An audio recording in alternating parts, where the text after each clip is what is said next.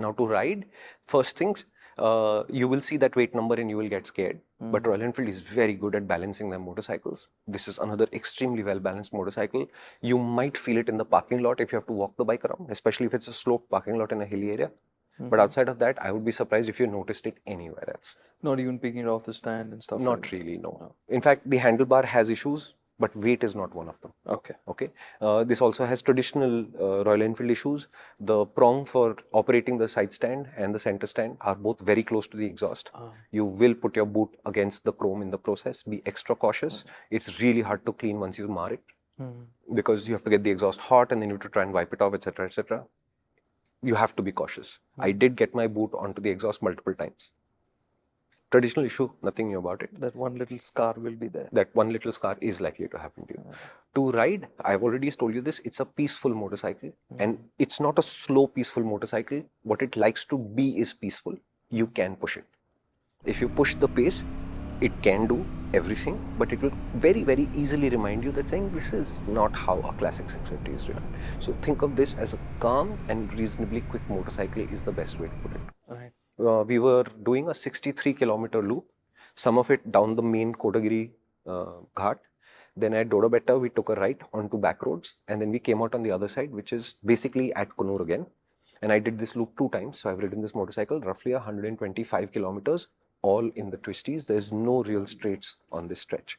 So I think straight line stability, we should be okay. I didn't see any reason to believe it would be otherwise. Cornering, it is a very, very decent cornering machine. I'm not going to say anything more than decent because it's long, it's low, and it's heavy. So there is a certain poise with which it likes to turn. You can't really hustle this motorcycle. Okay. And the people who did try hustling, they immediately had peg scraping and stuff. Right. And I didn't have a single one of those things without going any slower than those guys, because you just have to be calm with this motorcycle and then everything works. Yeah, so cornering, no issues at all. Yeah.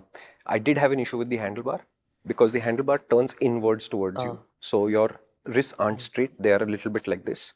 Right wrist, I was being very peaceful with the motorcycle. So I was not opening too much, I was not closing too much. So this wrist was okay. But I was using the clutch here and there initially, and that started to hurt my hand. After, on the second loop, I adjusted the span quite a bit. That seemed to help. But you will see me clutchless upshifting and downshifting on the motorcycle. Sequential transmissions, clutchless upshifts are perfectly okay. If you do them correctly, no damage happens. Downshifts, super, super, super cautious. They can cause damage when you get them wrong. I'm very proud that I didn't get a single downshift wrong on this trip. But the reason why I had to do that is because my hand was starting to hurt from the clutch. So one of the things I want you to watch out for on the test ride, if you go for a classic 650, is are you comfortable with your wrists being like this? It's not a natural position for everybody. But that's not the natural classic stance. The classic stance is more this. It's not. The classic actually puts you like this. Yeah. And this handlebar, it bends back towards you a little bit. It's a weird decision to make, I think. It does create ergonomics issues, I think. But you will have to work out if you're comfortable with it or not, because I had an issue, but I didn't hear a wrist ache issue from anyone else. So maybe it's just my advanced age catching up with me. I don't know. But clutchless downshifts, they worked. And once I could just ignore my left hand, then the bike just settled into a pattern and it works really well. You can ride it a little bit aggressively by using lots of gear changes if you feel like it, or you just leave it in a reasonably middle gear, second, third, and you can do a lot of work in that gear because that twin is just super flexible. Yeah, the grunt it has is no awesome. issue. You will also think that the brakes require quite a bit of work. Okay. And you will interpolate that, oh, it's 250 kilos, so yeah, obviously the brakes are going to. That's not actually the case. Okay. I discovered it by accident because I had to adjust the span.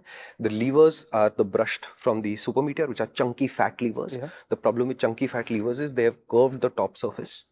And you feel like your finger's on the lever, but it's actually on top of the lever and not in front of it. So your leverage actually is lower. Okay. So if you adjust the span on your Super Meteor today, adjust it closer than you think is necessary, and you'll get your fingers in front of the lever as they're supposed to be, and suddenly you'll discover that your brake feels a lot lighter than it did like your last time you rode it. So one of the issues with these really fat levers is that the full flat front surface is actually further away from you than you think. So the span has to be less than you think. It has to be closer to your hands. Lovely detail. Once I did that, then the brakes worked fine. Again, the rear brake is very strong. and it's a little hard to modulate. This is common to a multiple sequence of these 650cc Royal Enfields, where this is an oversized rear brake and there's no real bite. It sort of suddenly grabs. You will get used to that as well. I don't think it's a deal breaker, but I think it's something Royal Enfield could definitely improve further.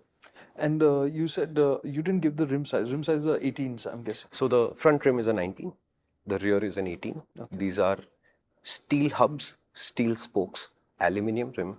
These are not tubeless, and as far as I can tell, there is no plan to have a tubeless option at all. But since they are aluminium rims, you can use Outex or one of those other solutions to seal up the inside and in theory convert the bike into a tubeless conversion.